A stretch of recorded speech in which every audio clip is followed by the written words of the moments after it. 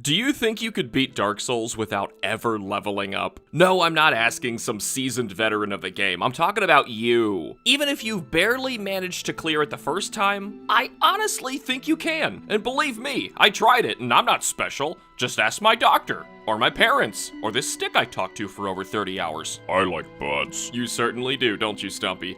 Anywho, Dark Souls is a game all about overcoming outrageous challenges and chasing the triumphant rush of emotions for accomplishing what you thought was impossible. So what happens to that challenge when you're locked at Soul Level 1 for the entire game? Well, lucky for you, I hate myself. So let's find out. I'm HamsterBomb, and this is Dark Souls at Level 1.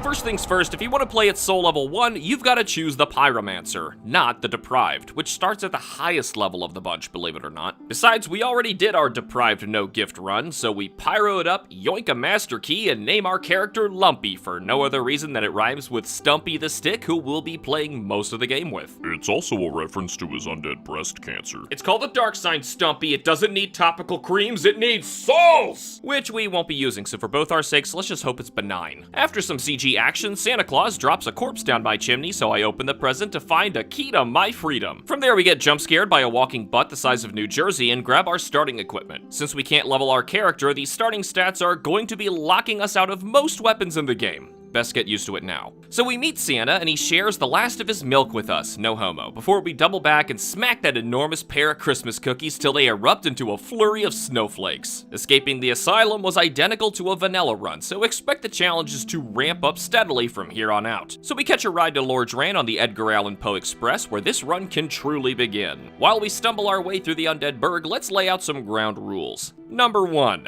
no spending souls to level up. Obviously. You should expect to be strolling around with an uncomfortable amount of souls until we find other ways to spend them. Souls are a currency that do more psychological damage than anything when you lose them. We're level 1 anyway, so who needs them? Number 2, no NPC summons. Getting outside help for boss fights is kinda cheating considering some can solo their respective bosses. Besides, taking any summons to a boss fight in the first place buffs the boss's HP, and that's not exactly a stipulation I'm willing to risk if our help dies in the first 5 seconds. Number 3, slay all bosses. For the complete package, we decided to take on the entire game, DLC and all, in order to call this run complete. As an added bonus, we took on every non-respawning mini-boss as well for no other reason other than to say we could. Number 4, and this one isn't listed on my layout, no offensive pyromancy. This means buffs like Power Within and Flash Sweat are hunky-dory, but anything that makes an owie on the baddies is a no-go. Reason being, it's extremely easy to max your Pyromancy glove and dish out redonkulous damage since it doesn't scale with any of our stats to begin with. So just because you occasionally see me leveling my flame up, it's not because I'm an idiot and I think my buffs get stronger with an upgraded flame, it's just because I like dumping my souls into something no matter how meaningless it is. Also, it gives me an excuse to chat with everybody's man-crush Laurentius. Mwah. Definitely homo. Our first stop in Undead Burg is the spooky zombie merchant so we can actually spend some of these useless soul things. Most importantly, we buy 2 reinforced clubs. And this, ladies and gentlemen, is your new best friend, Stumpy. Say hello, Stumpy. My wood is really hard. Calm down, Stumpy, we just met. The reason we want the reinforced club isn't just because of its knockout personality, but also because it's the best damage we can muster with our measly stats for the rest of the game. Seriously. A stick so nice, we bought it twice. But the reason why we'll have to wait till later. We also buy the Residence Key for some upcoming goodies and a heater shield for that sweet 100% physical block. Before progressing, we also grab the nearby light crossbow for some useful range and a way to needlessly sink thousands of souls into buying bolts and upgrades. So after smashing some dumpies, Stumpy and I headed for the Taurus Demon. Now's a good time to talk about Stumpy's secret weapon. See all those burnt cigarettes lodged into his long, hard wooden tip? Well, those aren't just for coping with crippling depression, they're also good for crippling anything with slurpy inside juices. By keeping up the pressure, we'll be seeing some serious extra bleed damage whenever their insides decide to become their outsides. Or you could be an idiot like me and try and fail the plunging attack. Oh, damn! After a couple close calls, we easily carve out our second boss kill. Feeling proud of myself for making it past 2 bosses in one piece, I giddily skipped my way to Andre only to get murdered by a Baldur Knight who sees hurt boxes as merely a suggestion. What? I swung right through him! After remembering what game I was playing, I made it to the large sweaty man and upgraded Stumpy all the way to +5. Since Andre sells the very Titanite shards he needs for these upgrades, all it took was a bunch of those useless numbers we've been accumulating all in the bottom of the corner of the screen, and who'da thunk it? Upgrading your weapon before yourself is actually an amazingly potent strategy. And so is kicking the shiny gold man off this cliff for his ring. The Ring of Favor and Protection, coyly shorthanded as the FAP ring, gives you a sizable increase to health, stamina, and equipment load. Soak it in, everybody. This is the only stat increase we'll be seeing for the entire game. It's also advisable to loot Petrus's Homeward Bones to make a quick run to New Londo and nab the Firekeeper Soul, which alongside the Parish one puts our Estus Flask at +2. Master Key lets us into Valley of the Drakes early to loot and scoot the Spider Shield for poison resistance and the Red Tearstone Ring, which is going to be crucial for clearing some boss fights. Considering our health is low enough to be one-shot by most bosses anyway, this ring will give us a huge attack buff if we keep our health below 20%. One last goodie that needs looting is the Grass Crest Shield in Darkroot Basin. Though its physical block is slightly lower than the Heater Shield, it comes with the added bonus of providing faster stamina regeneration, even if worn on your back. Geared up with our shiny new backpack, we set off to finally ring our first bell. Once we slaughtered our way to the gargoyles, you wouldn't believe how quickly these guys fell to a little gold pine resin and some spicy Stumpy action. Kaboom! Gargoyles are dead! Fortunately, they also dropped one of my favorite armor pieces in the game, the Gargoyle Helm, a sweet-looking crown of rock that sports some great stats. I pretty much never took it off for the entire game. I love skinning my enemies alive and wearing their hollowed-out skulls for fashion. Yeah! Anyway, after our first ding-a-ling, we buy some jewelry from the local peddling Catholic priest with his outstretched hands at the ready for law enforcement to haul him away from his pedophilic confessional booth. From there, we went Black Knight hunting for some upgrade materials and cleared out Lower Undead Berg, including unaliving Griggs of Vinheim to yoink his nifty dragon ring in case we want to do some sneaky sneaks. We're not trying to be ethical at level 1, we're just trying to win. And winning is a perfectly acceptable excuse for murder. Just ask the Catholic priest. From there, we open up the shortcut to Firelink so we can take on the Capra Demon and his puppy posse. Fun fact, you still bleed from doggo attacks even if you block. Not sure how I bleed through the outside of my shield, or how Capra himself was able to kill me a few times while I was distracted with the Paw Patrol, or especially how I was able to win while forcefully pinned against the wall by Capra-senpai. I'm stuck in here. I can't get out. Get out of the way. After filing sexual harassment charges, that's another boss down and the key to the depths acquired. Poking our noses inside, we pry the butcher's meat cleaver out of our anus and steal the large ember. This will help us reinforce Stumpy to +10, making Capra pretty much a requirement even if you have the master key. Then we started feeling homesick, so we fell off an elevator, traveled the precarious path of OSHA violations, and channeled our inner grapefruit to return to our sweet cell. After parry-shaming the squatters, we scored the rusted iron ring and Raggedy Ann doll and set course for Blighttown. We're mostly here after the Firekeeper Soul and large Titanite shards dropped by the giant leeches, but the nearby Great Hollow has the Chloranthy ring and some extra crystal lizards, which are definitely nice early finds. Also a great time for the sneaky sneak. Chloranthy is basically going to be our ring of choice when we're not dancing on the brink of death. Stamina regen is the difference between life and death when your armor is made of tissue paper. Finishing up the thankless job of Blighttown Exterminator with a handful of pretty rocks in hand, we climb back up to see the large sweaty man to upgrade Stumpy past +5. Now we can do the rest of the upgrades ourselves as we find more shiny rocks with the weapons smith box. With some rocks smashed into my big meaty stick, we return to the asylum and carefully take damage from the roaming escapees and plummet through the floor so the fall damage lands us perfectly in Red Tearstone Rage to take on the Stray Demon. Oh. Assuming he doesn't lead with his forward magic attack, in which case we're screwed. After several tries of no-hitting this squishy sack of cellulite, we exploit its bulbous bleeding butt to score a Titanite slab. All we had to do was get cozy in his butt crack, keep up the pressure, and watch it rain blood and pus. Oh, Stumpy loves that, Dumpy. Just you wait, buddy, there's gonna be a hot one later. Calm down, Stumpy. Anyhow, it's time for the depths, which went relatively smoothly, ignoring that one time I got gangbanged by giant rats. Now I'm poisoned. We bought out Domhnall of all of his gold pine resin and lathered up Stumpy for an easy win against the thorny vagina dragon. What you doing? Do something. Don't just walk at me. Don't just walk at me. Menacingly. Can you stop, please? God damn it. Next up is Quailag at the basin of Blighttown, where Stumpy had an interesting reaction upon seeing her for the first time. Oh, the Dumpy's not there! It's okay, just wait, buddy. She has a Dumpy on her chest? I guess you could say that. Can she poop out of it? No. Luckily, Stumpy was erect enough at this point to do considerable damage and swat the spider lady on our second go, leading us to our second Jingle Bell. Stumpy, are you happy? I never got to reach the happy parts. I don't think you'd want to hit those chest dumpies with nails, Stumpy. I don't know what would happen. Like, pop like a zip?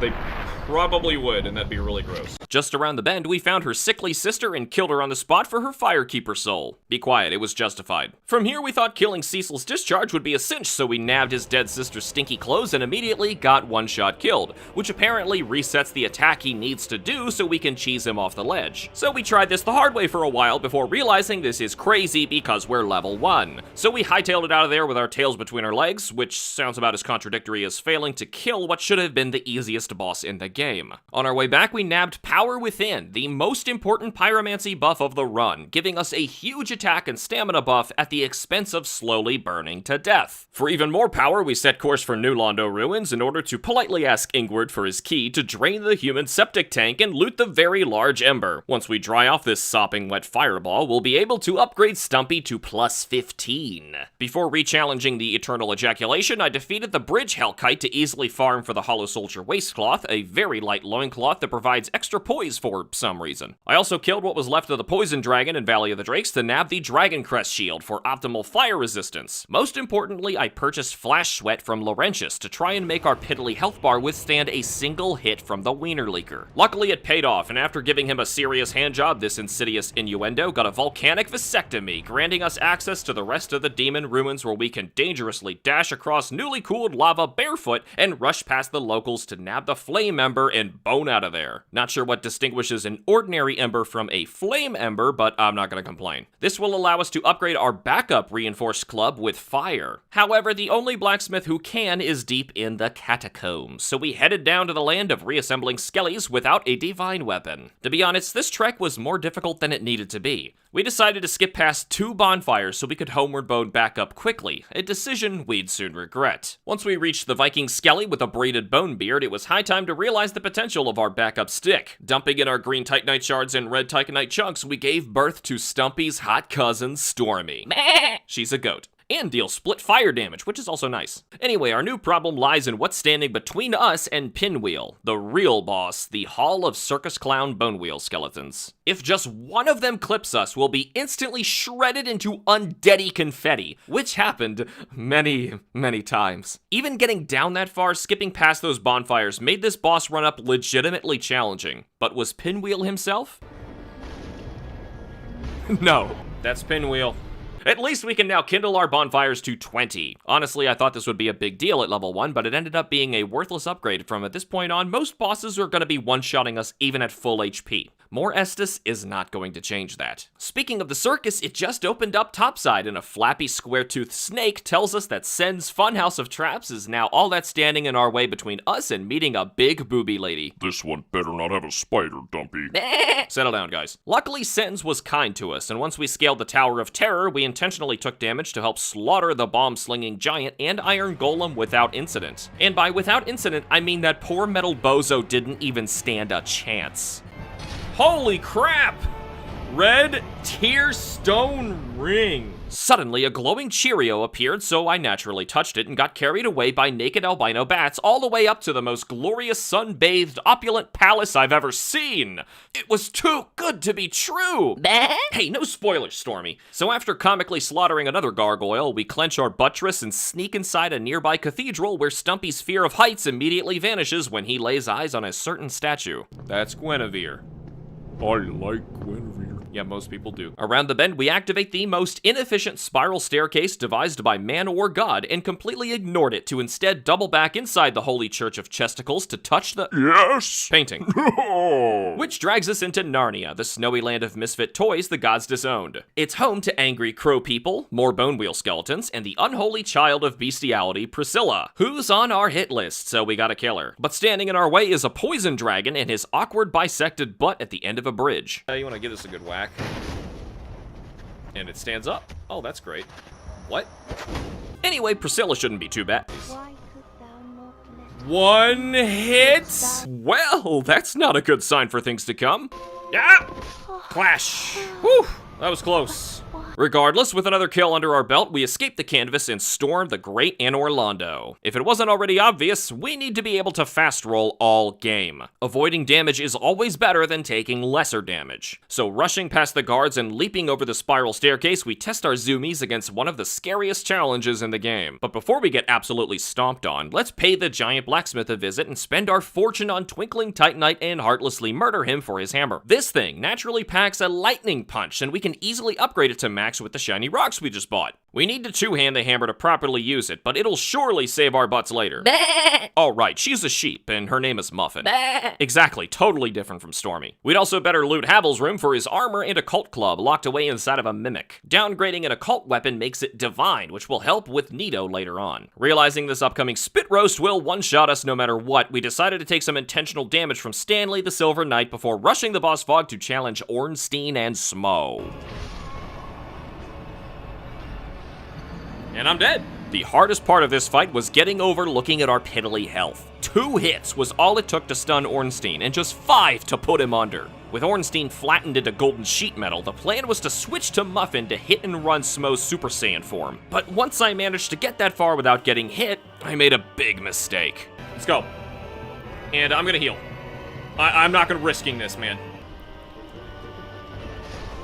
Damn it, I don't know!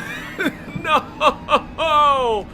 Healing was completely pointless, as Super Smo was able to one-shot me even with a silly backswing. So all that extra damage I gave up from RTSR actually cost me the fight. I'll be honest, this was really tough. But with our insane damage output, it was only a matter of time before this happened.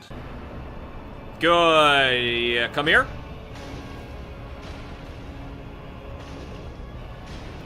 Yes! Boom! Get out of there. Get out of there. Get out of there. Okay, good. Switch. Two-hand. Why not? I don't want to be backed into a corner here.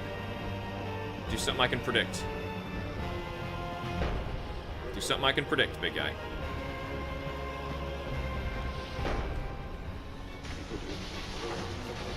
I got him twice. Look at all that damage. Jump. Oh! He stuns when he does that. Okay, come on, come on. Nope. Ah, that was the one where I was supposed to go towards him.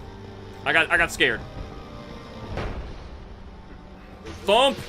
Thump! And the dump! Woo! Now that is one good dumpy. Boom! And that was just the motivation I needed to carry on, and Stumpy's motivation was just ahead. Humoring Stumpy's fantasies, I did my best to let him smash Guinevere's chest dumpies, but alas, it turned out that length really does matter. Just can't get it up there. With Booby Lady's magical ability to warp, we zipped back to Firelink Shrine, listened to the creepy snake man orgasmically growl for a while,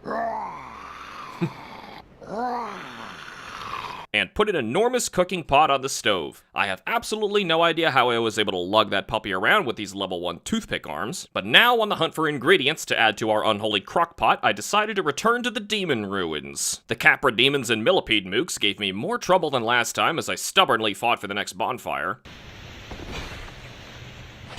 Yeah! Light it, baby.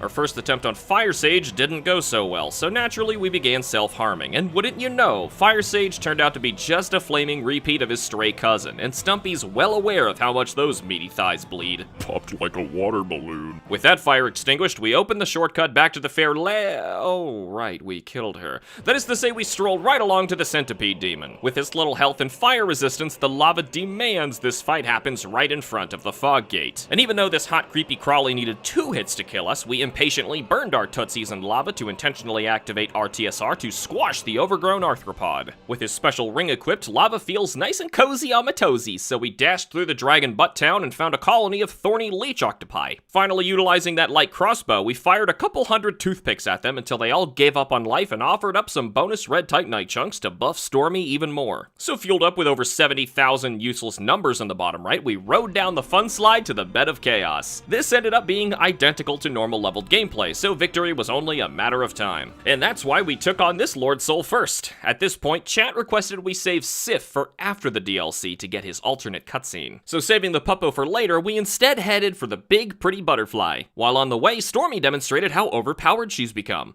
This isn't gonna do me any good to... Oh my god, one hit! No way!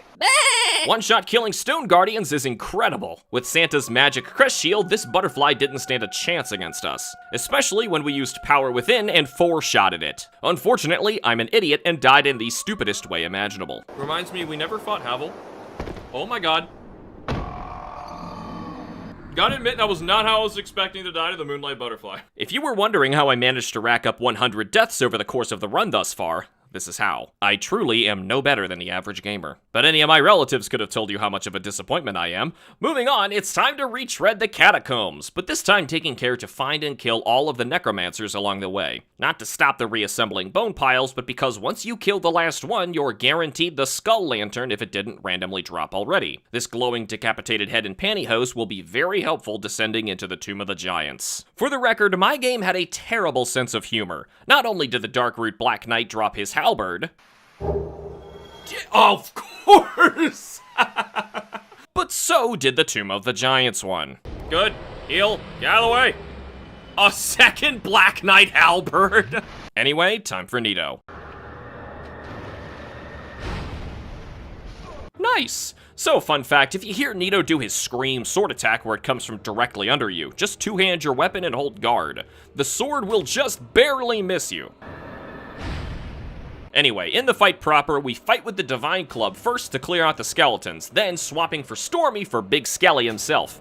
Easy peasy. Returning to Anne Orlando, it's time to scuttle up to the Duke's Archives. Now, this place is scary when you actually have a health bar, and at level 1, it becomes a serious challenge. Also, I found out the hard way that the blue crystal golem won't drop the broken pendant unless you first free Dusk from the golden golem behind the Darkroot Hydra. Realizing we've become trapped in a time paradox, we decided that before the universe collapses, we should instead just charge Seath. Notable issues along the way here were the archers, especially when buffed by the teleporting channelers. I lost count of how many times I got sniped or one-shot in the back from a Crystal Hollow's flippin' arrow. Well, I guess technically I didn't really lose count. I mean, I counted the entire time, but you get the idea. Seriously, the archers alone were all scarier than Seath himself. Since Blue Eyes White Dragon's allergic to lightning, we switched to Muffin, our Pikachu stick, to deal some sweet, super effective damage. After quitting out immediately, we prevent the clams from following us through the fog wall. Then all we had to do was break his magical Mr. Sparkles and bonk him to death. Another case of the area being much scarier than the boss. Speaking of easy bosses, we charged Gwyn's trans son for our next kill.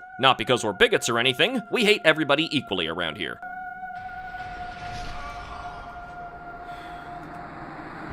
Whoa! Yikes! Well, we need to remember, it's basically one-hit kills from here on out. Luckily, Gwendolyn is wearing toilet paper for armor, so all it took was a couple good stumpy spanks to kill a god. Who knew? Next up is the DLC, because we're saving Sif for later, and totally not because the Four Kings scare the living crap out of me. My poops are sentient, and every single one of them has a phobia of quad crowns. To get there, first we raided Darkroot and put Havel in his place since we kind of forgot about him. Oh my god! Ah! Oh, that was close. I 3-shot Havel, that's insane. His ring will allow us to wear a light armor chest piece instead of nothing. Yeah, not exactly worth it at this low of a level. Still, I did this occasionally when I was desperate for defense. The nearby Hydra encounter was a bloodbath as Stormy one-shot each head. So we saved the Princess of the Mushroom Kingdom, corrected the time paradox, retrieved the broken pendant, shot Guinevere for science, and got snatched by a time-traveling kidnapper. With that, we have entered the land of Ulasil through a convoluted scene straight out of Simon's Quest.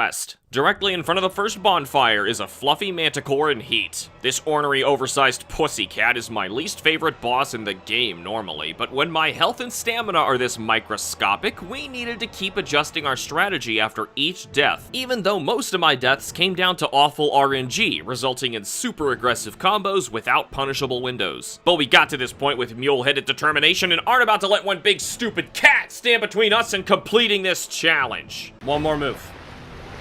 No, not the insane combo. Not the insane combo. Stop it. Oh, god damn it. Oh, wait, yes! Yes! Get out of here! Boom!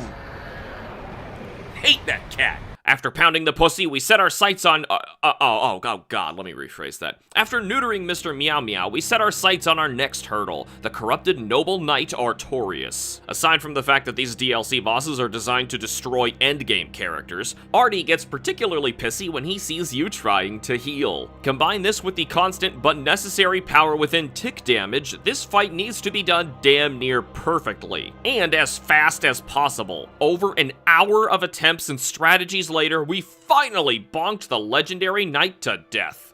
But because the DLC was... Alright, back up. So well hidden. Dang it. Alright, this is 1. Yumpies. 2 yumpies. I should heal. It's not worth it. I mean, I have more HP now than I did before, but... What? How did he... Oh, God. What? I swear, the camera messes this up.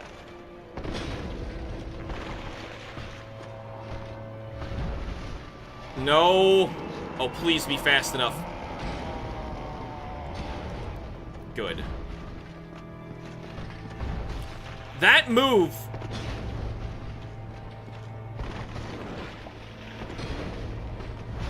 No! Don't do your... No! Okay, that's actually perfect. No, that's it? Okay. Man, this club is so slow.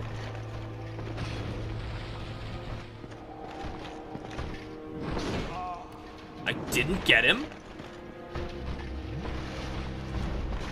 What? 1... Oh, he's doing it? Okay, this is fine. I'm ready for you.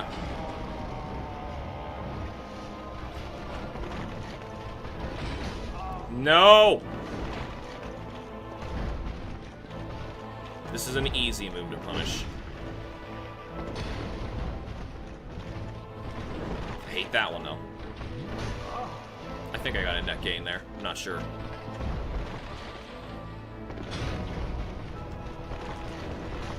God, no. What?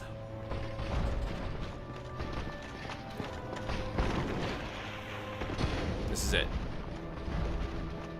Nope. No, you don't. Yeah! Artorias of the Abyss is dead. Woo! Dashing through Ulasil, we made sure to nab the silver pendant and the key to Hawkeye Go along the way to the final bonfire at the edge of the abyss. Warping back, we nicely asked the big friendly giant to shoot down the scary dragon we've been kind of ignoring up until now. With the black dragon grounded, it was time to go toe-to-toe with a legendary beast the very gods feared. Where are ya?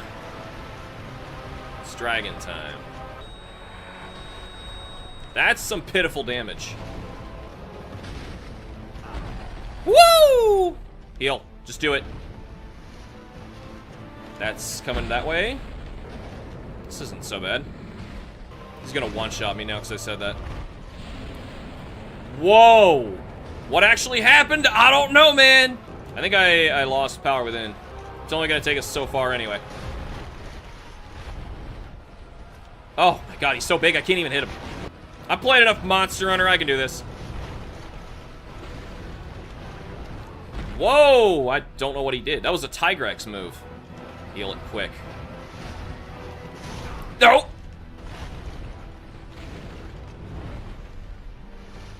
Yes, good. Make this easy move. Oh my god, did I just... First try! Shut up, Calamite! After that much-needed confidence boost, we saved young Sif from her predicament, decided to wear a dress, and plunged into the deep black abyss, hoping to have the same luck with the father of the abyss himself. This guy scares me. His moves are so freaking unpredictable. He fights like a Dark Souls 3 boss. What the hell was that? So apparently Manus is hard. Really hard. Hours of attempts later, I was only managing to get him to halfway a few times. I was even considering giving in and using offensive pyromancy. It was that disheartening. This big doofus has incredible range, speed, an unrelenting 5-hit combo attack, and all it takes to die is 2 hits. Healing at all put me in a loop of getting punished and desperately trying to heal back the new damage only to get punished again. It was cruel and maddening, almost as if this game wasn't designed for you to be fighting him at level 1. For a break, I decided to return to the base game hoping that freeing Sif was enough to cause the alternate cutscene to play and killing Manus was optional.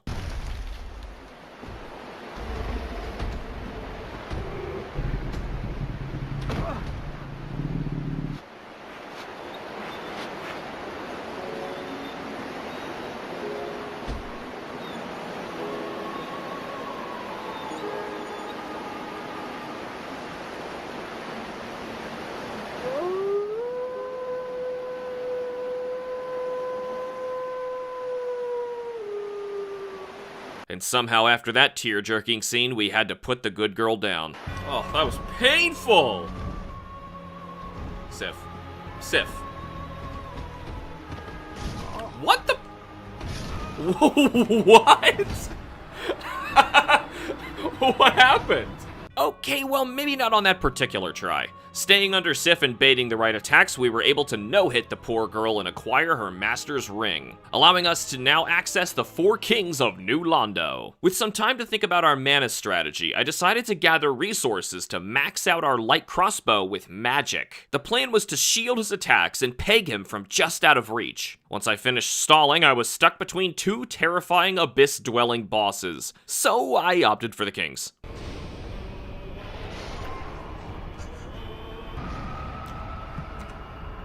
It's a one shot? Oh, honey. Oh, okay. Okay. Hold on. Okay. You have 2 moves that can one-shot me, and one is the giant AoE attack? Another hour of attempts later, I once again realized I had to change strategies. The kings have far too many attacks that are one-shot kills. Though I really didn't want to resort to it, I slowly gave in and piece by piece suited up in Havel's 2 trillion pound getup, going from fast rolling to medium rolling to fat rolling. So many attempts, I got down to the final king before it all fell apart. Power within can't last the entire fight, so the final king was guaranteed to be significantly beefier than the others. During this grind, chat alerted me to why I kept dying in 1 hit, even in Havel's gear. Apparently, there's a hidden mechanic in the game where you take ridiculous damage if you're struck a few frames after dodging or attacking. This counter damage, being the difference between life and death, meant that with a single mistake, this whole grueling boss fight would immediately end in failure. It didn't help that the lousy targeting system would have me randomly whiffing my 2-handed R2s whenever the kings demonstrated their downward dog expertise. And targeting is pretty much mandatory when fighting in a black void working against your own perception. Stormy was dishing out damage fast enough to keep us from getting surrounded, but with everything coming down to perfect RNG and perfect timing for the entire fight, this grind disappointingly put us over the 200 death mark, and not in a particularly honorable fashion. Do we have time for this? What?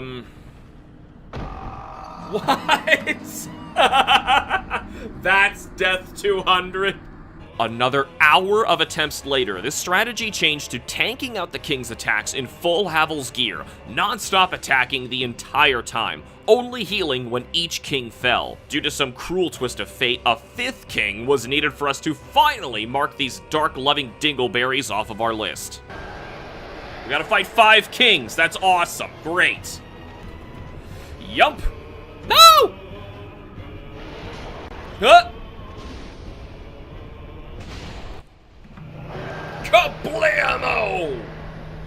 With that, only Manus stood in our way of closing out this absurd challenge. With our new crossbow strategy, we dove right back into more Manus madness. Oh god, I'm dead. How did you... I hate this boss. He just hits too hard. And too fast. This is not gonna work. That's the combo. That's it. Oh, I'm alive? Oh, it's 5 hits. Criminy. Stupid combos, man. Like, I can't...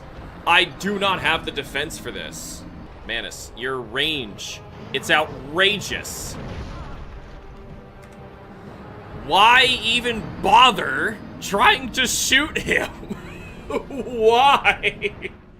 Yeah, so my next brilliant idea came in the form of intentionally taking damage to try and get into RTSR range while shooting magical needles from a safe distance. Let's just say that self-harming off of humanity sprites was just as maddening as trying to no-hit Manus with a crossbow. I even caved and went looking for Quailana to learn some powerful pyromancy so I could just melt the big black boogeyman. Turns out, she up and vanishes once the bed of chaos bites the dust, meaning that I couldn't even take the easy way out and cheat. There was only one way Manus was going to fall. We needed a new strategy compiled with hours of painfully learning how to safely dodge and punish all of his attacks. The crossbow was simply too slow and only made the fight longer, which only gave Manny more opportunities to insta-murder me. To achieve RTSR, I attempted a safer, more reliable route to take predictable fall damage and block a single attack from Brittany the Teenage Witch. Since Power Within becomes pointless, we opted for Green Blossoms for some insanely bouncy stamina refilling speeds. To top it off, we gave Muffin a chance for some better range, but most importantly...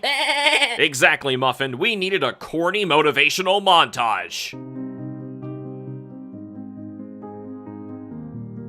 Nearly 2 hours of this strategy finally paid off as the DLC came to a triumphant close. Like, I don't want to blame everybody who worked on it.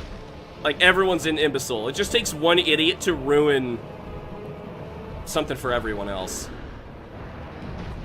I really want to get out of this corner, but he's kind of... What the hell? Can't even see him. Yeah, you know, you're in the corner. All right. Yump. Yumpity, smash, smash, yumpity, smash, smash. Eat my muffins today. Muffin time. So I just gotta know, if he stabs it down, I charge him. If not, spam. Ah, damn it!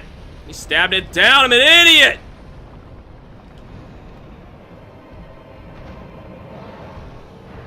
I'm so dumb! Manny. That dog! God, it did it twice! I'm so damn stupid! I mean, I could just punish these moves. Oh, good.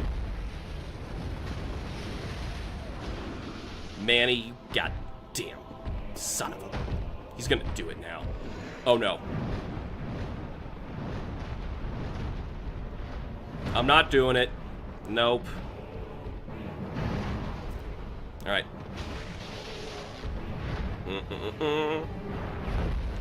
Nope.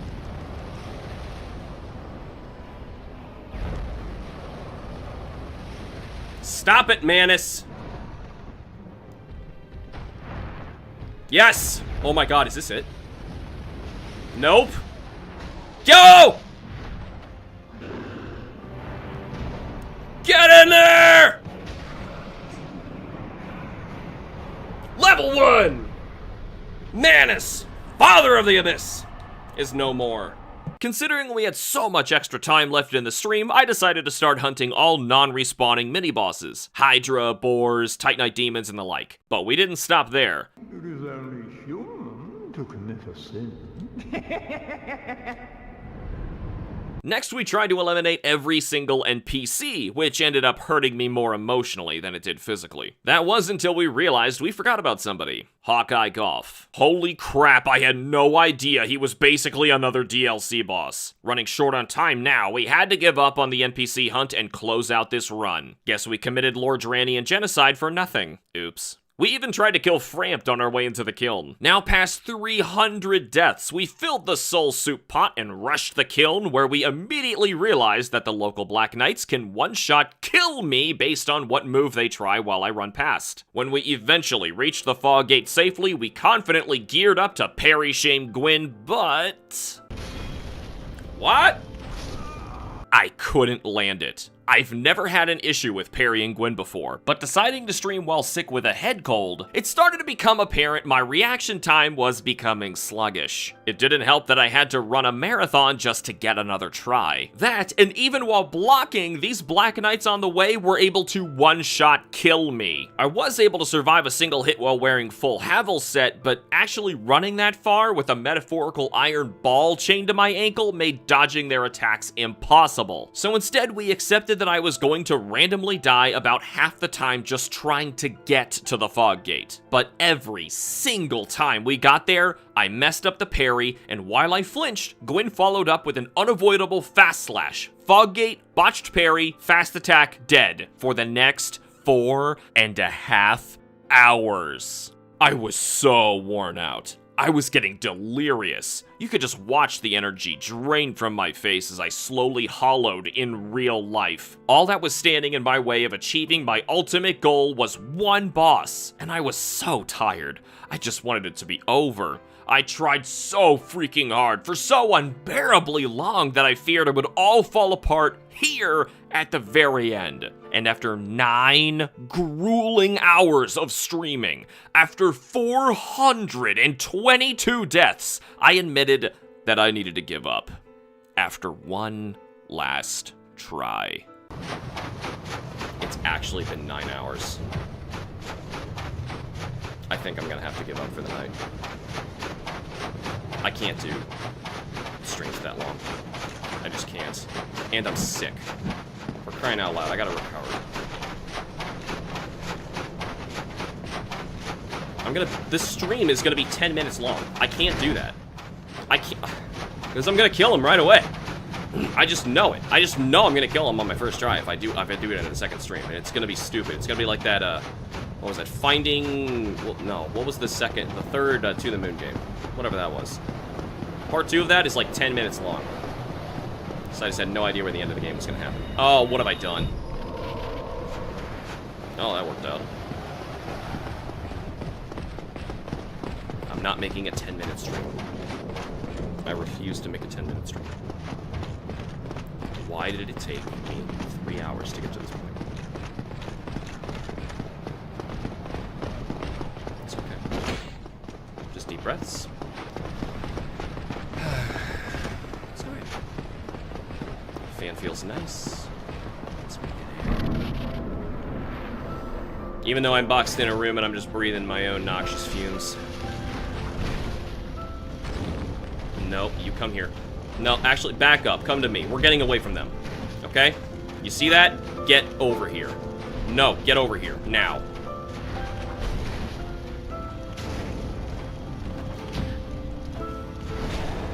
Okay. I know how to punish these moves.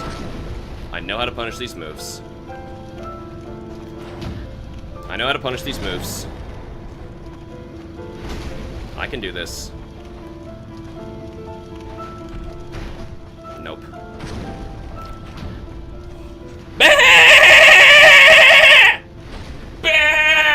Yes! Get out of here, Gwyn! Oh my god, I did it.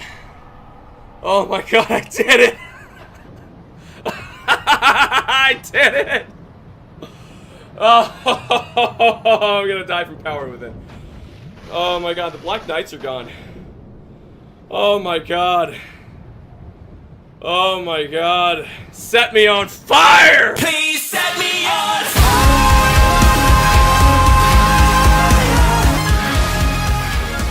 At its heart, Dark Souls is a game about believing in yourself. Every challenge you face is meant to intimidate you. Every death is meant to demoralize you. But the true thesis of the game can only be reached when you've completely run up against a wall. You've met your match. An impossible obstacle.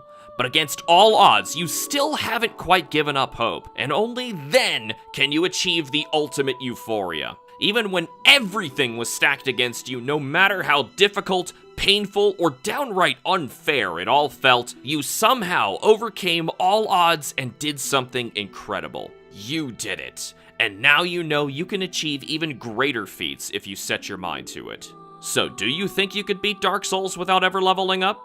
Well, for what it's worth, I believe in you. And if I can do it, then so can you. Thank you so much for joining me on this monumental quest. Keep an eye out for my ongoing starting equipment only runs of Dark Souls if you enjoyed this ride. Good luck on your own journey, and don't you dare go hollow. Remember to like the videos and subscribe for more, and I will see you in the next video. Boop.